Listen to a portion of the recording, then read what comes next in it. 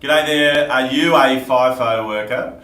Well, I just want to talk today about the FIFO trap. And most FIFO workers go there for the money and they go there with a plan. They're like, you know what, I'm going to sacrifice my quality of life. I'm going to go and be on some remote site for weeks at a time and I'm not going to see my loved ones.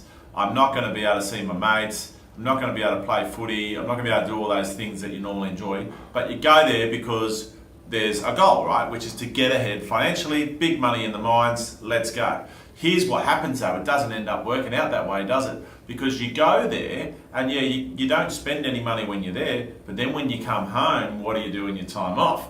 You then spend up big and you buy compensators, like motorbikes and jet skis and boats, and you go to the casino and blow your dough and you know all of those sorts of things because you're bored, you're not on site, everyone's at work, or everyone back home's at work or at school, you're sitting at home wondering what you're going to do.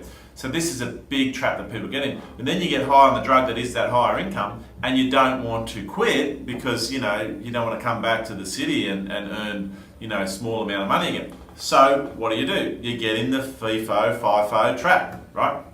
FIFO fun, however you want to say it. But you get in that trap. It's really important that when you are doing this, you are putting money aside. And the best way to do it is to get into an investment property. Okay? Get into an investment property. Have a team that you can trust and rely on to guide you through and park that money in an investment property. That way you're not going to blow it and it's going to be in something that's going to go up in value and provide you an income for the rest of your life, and not just you, also your kids and whoever you leave it to in your will down the track. Okay? Remember why you went to the mines in the first place. It was to get ahead financially.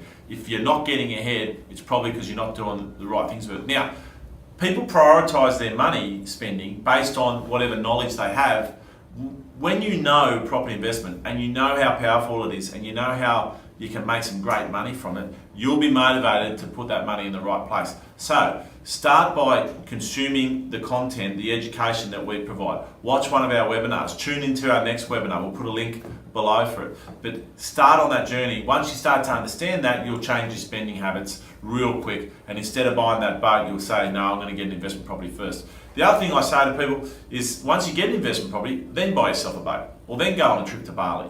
Reward yourself. Because if you go on a $5,000 trip to Bali, well, that's a big chunk of a deposit for a property. But if you just bought a property for $500,000 and then you go on a $5,000 trip to Bali, big deal, right? Because that property's only got to go up 1% and the Bali trip's paid for. But what happens is people go to Bali first before the investment property. That's where you're going wrong. If you're doing those sorts of things and you want someone to guide you, get in touch, we'll help you. We'll help lots of FIFO workers out to get ahead in property. Cheers.